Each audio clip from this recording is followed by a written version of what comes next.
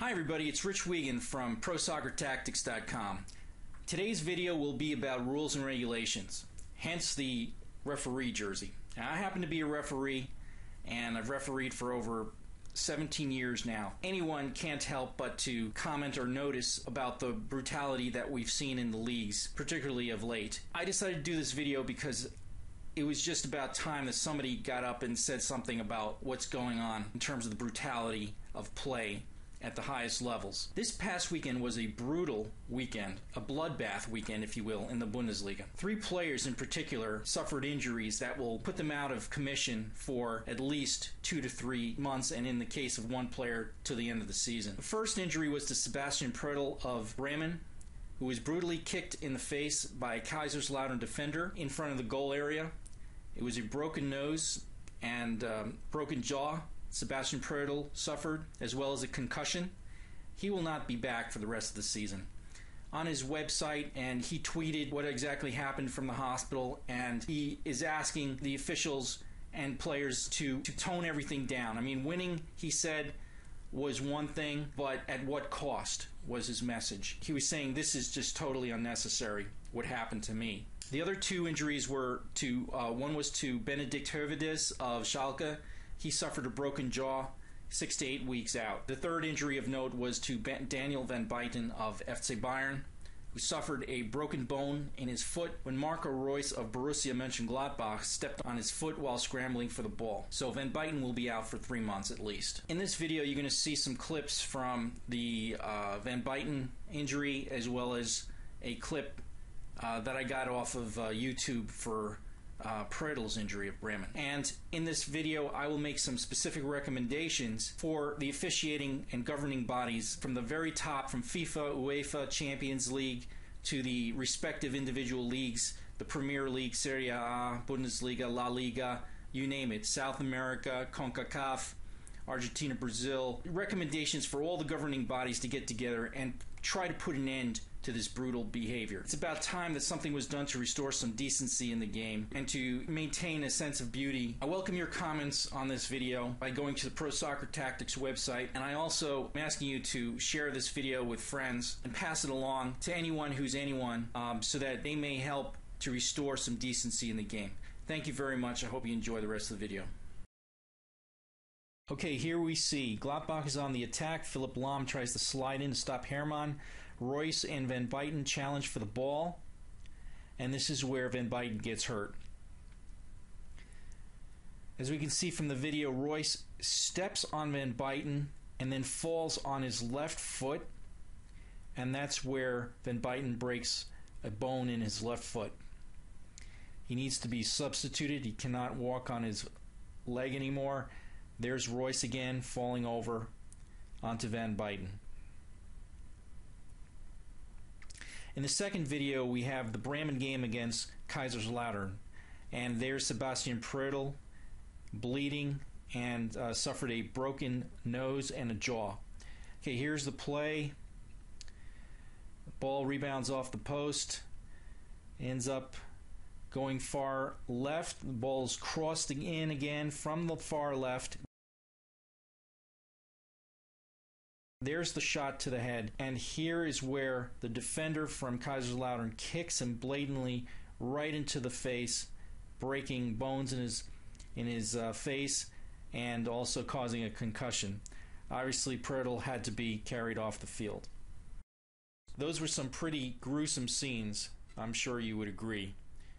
Not some of our more memorable moments in the game of soccer or football. Now I'd like to make some specific recommendations to the governing bodies of the game of soccer and football worldwide to help clamp down on brutality in the leagues and to clean up the game. While some of the injuries were not caused by malicious plays by the opposing team, some clearly were, as we see here the shot to the head by the Kaiserslautern defender on Pröttl.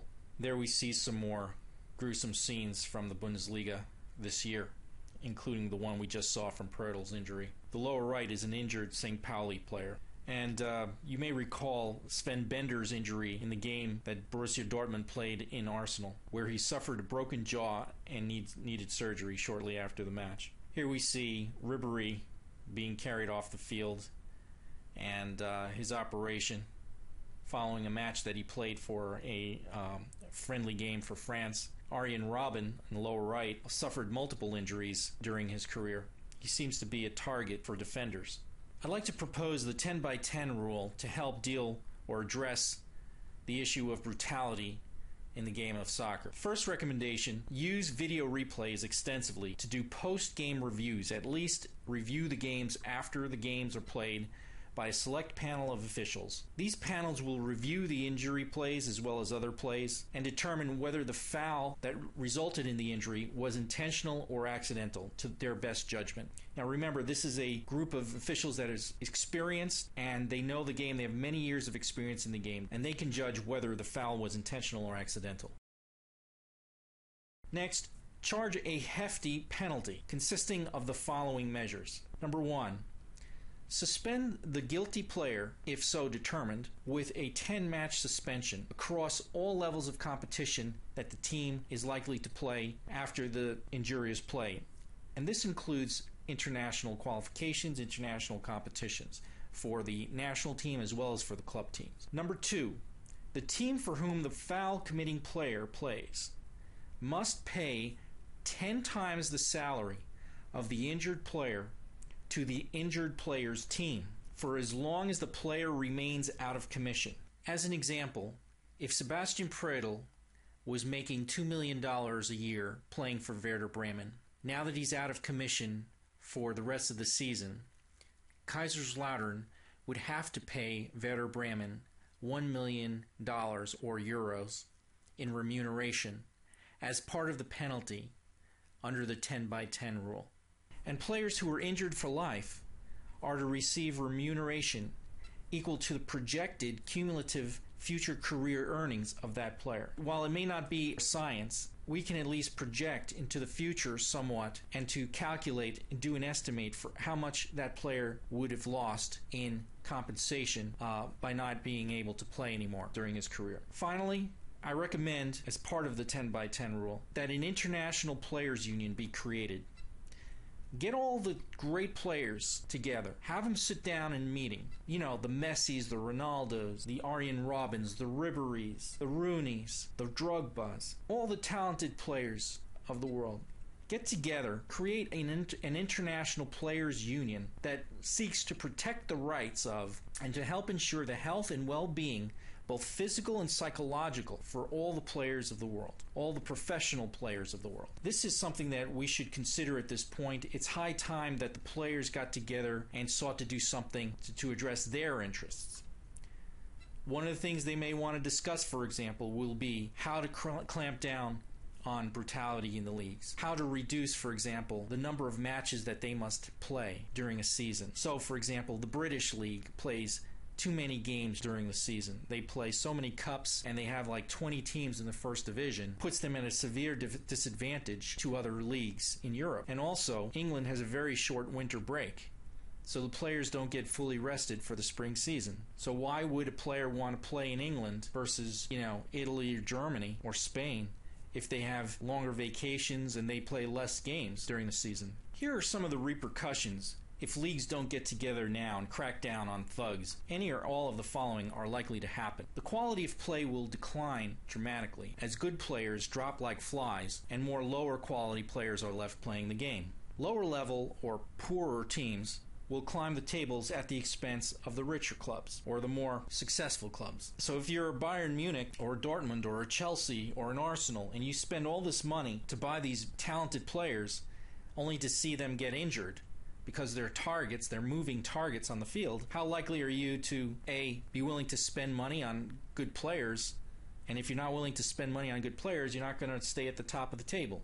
Next, all teams will begin to take justice in their own hands and take out perpetrators and inflict vengeful fouls to get even if the referees do nothing or if the league officials do nothing to clamp down on brutality. They will begin to act like vigilantes on the field themselves. They will get that specific message from their coaches to defend themselves and to go after players who went after their players. So it's kind of like a vicious cycle. Star players will make much less money because they will not be perceived as worth the risk for higher compensation levels, because the possibility for injury remains high.